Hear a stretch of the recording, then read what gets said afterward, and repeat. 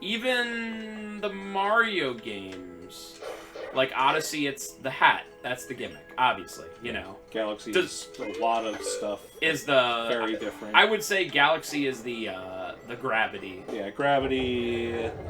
Lots of other like pointer stuff. Does Mario Brothers Wonder have like an overarching gimmick? Yeah, it's the Wonder Seeds. Whenever you collect the Wonder Seeds, it transforms the level in a specific way, and it depends on which level. But that is definitely the gimmick of the game. Okay. It's kind of cool. I think Wonder is definitely a step in the right direction for Mario of not being like the most like sanitized, most soulless crap from the new Super Mario games. But I feel as if that Wonder almost focused on the Wonder Seeds too much, and it's a lot of spectacle instead of like actual like gameplay or variety. Is it kind of like, because I haven't played Wonder, is it kind of like that one Yoshi's Island level, touch fuzzy, get dizzy? Yeah, there's like one where like you touch a Wonder Seed and like the piranha plant starts singing out of the pipes. And it's a really, really, really like fun, enjoyable gimmick the first time, but then after that you're just like, oh, this level is like an auto-scrolled slog now. This is the one door I'm talking about. The small key is ludicrously good. Let's go. Let's do it. Whee! I'm a little bit further into that Alone in the Dark game, the 2024 one, and I'm liking it a little bit more. I'm definitely not going to platinum it. It's very old school in so much that it has the whole two characters that you get to, like a Leon and Claire kind of thing. And I'm gonna beat it with the guy first, and then check out the girl thing and see how different it is. Like if it's kind of like Resident Evil 2 and it's like mostly different, I'm definitely gonna play it. If it's like tertiary different, like, you know, extremely minor, then I am not. But I'm kind of near the end. I have maybe I can kind of feel, you know, when you feel you have like 20% left of the game, and I'm a bit worried that the big reveal in this game, because you're a detective who I know, spoilers for everyone who's like, oh yeah, I need to play Alone in the Dark 2024. You're a detective who's just essentially went to this big mansion in Louisiana that's kind of like a psych den, but like not like we have them nowadays. It's just mostly like a live-in place where a psychiatrist can work with a bunch of people who are like weird but mostly normal. And I'm really worried that the big reveal is going to be, you were one of these people all along. You have been here for 20 years. You are not a detective. I am like, it is really heavily implying that, and I'm like scared because that is like, you know what I mean? Like, I hate that. There's good like what a twist moments, you know what I mean? But like that would not be it. And I'm just like, I'm before I came down here, or before I picked up my daughter from gymnastics, I was like almost to that point, and I'm like, dude, I just know it. Like, the next thing I do is gonna be like, wait, because you enter this room, everyone has their own room at this mansion, and you enter this room, and he's like, I've been here before. Is that my handwriting? And I'm like, no! They're totally doing it. They're totally doing it. I'm like, stop! So yeah, I mean, it's not ridiculously heavy-handed, but I'm also like, I went from being like, I wonder if they're gonna do that, to being like, oh god, they're gonna do that. They're definitely doing that. Yeah, and the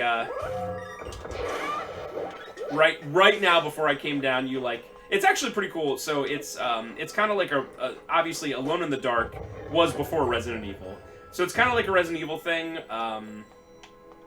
You know, I guess the best way to explain the main gimmick of that game of the Alone in the Dark is Silent Hill 4: The Room. So when you're in the mansion, you're in like a safe space, but like at certain moments when you figure out certain puzzles, you get transported to different like worlds, kind of like Silent Hill 4, and that's where you do like the fighting and the finding, you know. So this part right Weapons here and is whatever. mandatory and is the most, like, how are you supposed to know moment of the entire game. Alright, let's see. You have to drop down here onto Oh! Oh, to be able to... this. When I replayed this game again, I was stuck. This is the only dungeon I had to look up anything. I was like, what do I do? And it's like, you have to fall off right next to that ice thing. Boy, on that's the, tough. On the B2 to B3, it's like, okay. Yeah, that's really tough. Cool. Why? Oh. Because you picked the wrong one.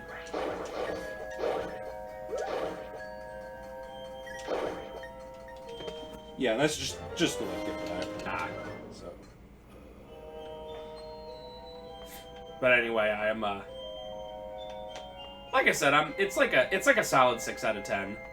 There were certain times, if you go to, on that Alone in the Dark game, if you go to, press X to climb on a ladder and you don't press X quick enough, you, like, clip very, very, very obviously, like, into limbo.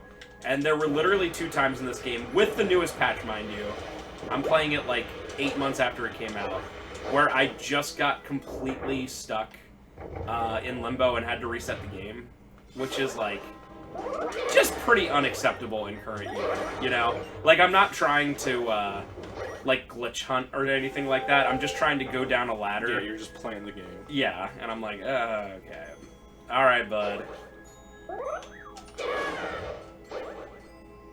So, it was funny, I made a post, on the CIB page where I was like, did you ever play a game and you just, like, got exactly what you expected to get, but for some reason, like, didn't want it to end up being that way? And I made it for Alone in the Dark, where I was like, I knew it was going to be, like, pretty rough, but for some reason I expected better.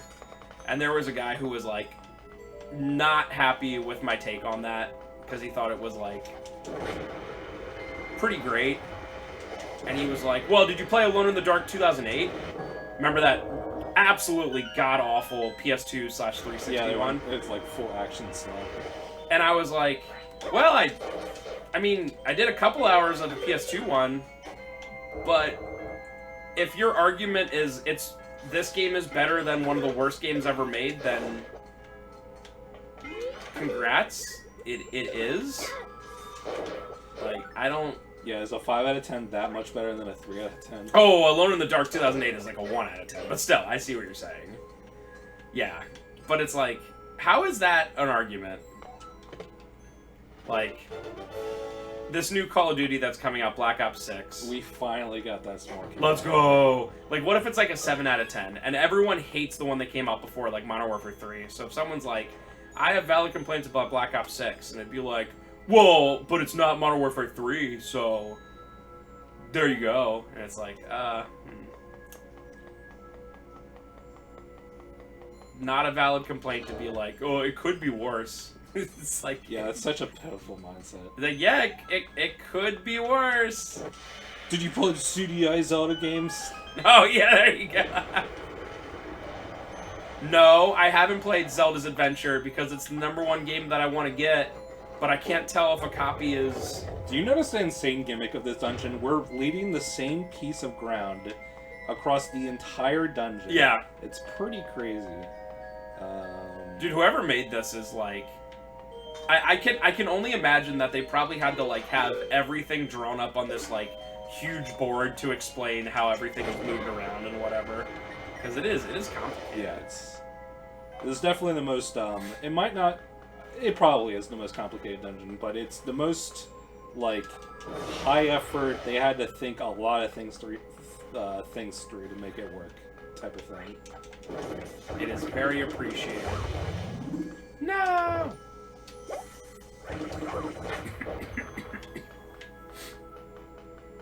Oh, no. Well, that worked out pretty well.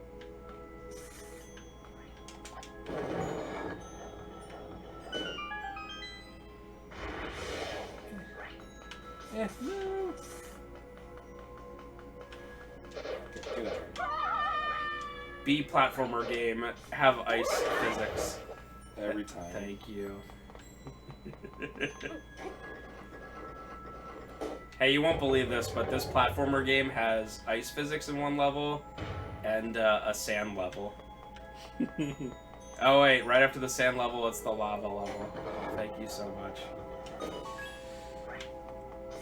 Yeah, I'm not sure if this is like the most... It's probably the most tricky dungeon. I don't know if it's the most complicated, because it's pretty linear. Like, once you know what you're doing, like, you're moving the block around pretty much on... You just stumble across it, and there's nothing else you can do. It's like the most... Probably the most linear dungeon. That's... Is this the last dungeon? Besides whatever the final dungeon is. So, this part won't be long. I'm just going to do this, and, it's probably it. This, Is the ground you're on, ice physics? Yes. Cool. I love that noise. I always have.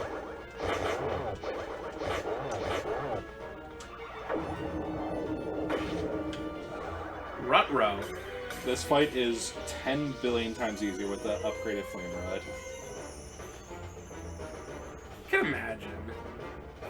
Just grind for those rubies, baby. Yeah, even if you don't want to farm the Maiamais, I would say the only thing that you really should do is buy the flame rod and upgrade it. And that's only 10 Maiamais. And you're just gonna... They do not hide them. They're in plain sight all the time. Getting all 100 sucks. I was gonna say, I suppose, like, if you didn't try or look anything up at all, how many out of the 100 would you, like, natively get, you think? Like, 70, 80? Just by, like, yeah, they're not hidden, but it is, like... There's, I would say, like, 10 to 20, like, somewhat tricky ones. Makes sense. But, yeah, it's more like you have to look at every nook and cranny. I mean... And there's weird ones, like, they're just, like, hidden in some bush somewhere. That makes sense. And, like, it's not completely hidden because they do, like, make noises. And they do specifically have, like, a map function for, like, telling you, like, which segment of the overworld still has Maiamais in it. Oh, that's cool. So it's not, like, a fool's errand, but it is just, like, a couple hours of kind of tedious. I mean, anytime that you have 100 of something to collect in a game, there's gonna be, like, 10% of them that you're just naturally not gonna find right away. The most ridiculous one I can think of in recent memory is another Nintendo game. The Pokemon Sword and Shield DLC. I didn't play it, I laughed at it because it's just so ridiculous. But they made another open world area where you have to collect 151 individual Digletts that are just like, you just see the little like blacks or the brown stump of them like across like just everywhere. And you have to find 151 because Gen 1 it's 151, the number I clapped. Wow. That sounds like the most tedious thing ever. Imagine paying $30 for that. Did they ever have a Pokemon game where you can like collect all the unknowns, like all, I guess 26 because they're all different letters? I mean, I think you can, if you have enough patience, you can just capture them in like gold and silver. That's the only other thing I can. They only show up in that one temple, but you should be able to find all 26 there. I might be wrong about it, but I don't think there's like super special ones. There might be rarer ones that show up less frequently. Is that a Pokemon that they've like revisited really ever? Not really. Yeah, I was gonna say it seems like just one of those like odd one-offs. Yeah, it's a piece of garbage Pokemon in terms of stats and stuff. So it's psychic, right? Yeah, it's just psychic, but the base stats are just like terrible.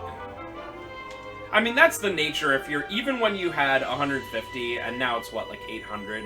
There's naturally going to be some that are way better than others, you know? Yeah, and I don't pay attention to Pokemon that much, but the recent gens, the power creep is unimaginable. There are Pokemon that just invalidate, like, previous things. Like, what? so hard. Alakazam's not, like, the greatest anymore? Come on, man.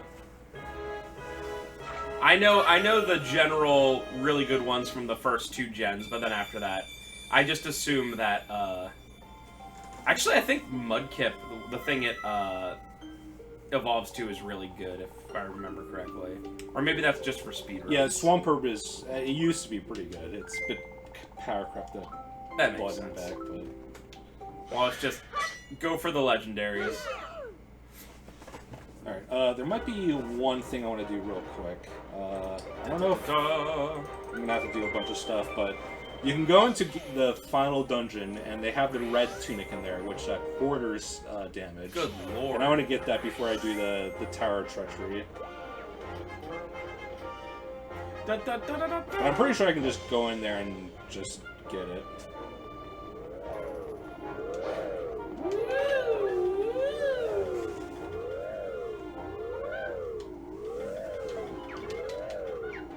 Yeah, and I only have one heart piece left. It's the Tower of Treachery challenge. Do you know you can take a break? During this time period, Nintendo was really hardcore about that. Although, to be fair, it was on a 3DS, and I guess they assume everyone's playing with the 3D functionality, and they're like, hey, maybe you don't want to look at this 3D functionality for 4 straight hours. Although this game does look like it would be pretty cool in actual 3D. Yes. I remember it being pretty neat.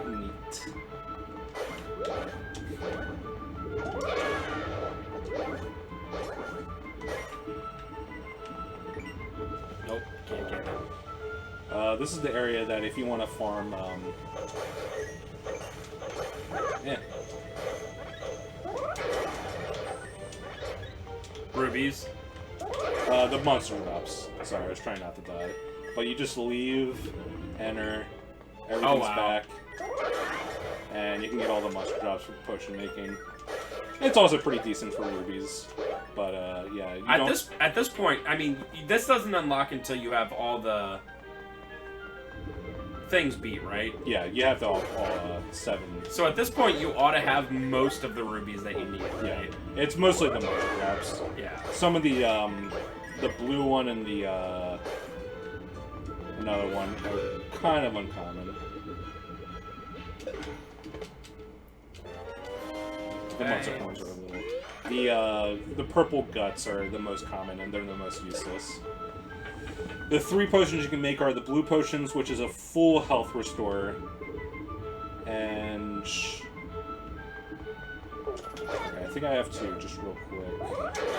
Can you think of a situation in real life where the thing that is the most common element or whatever is the most useful?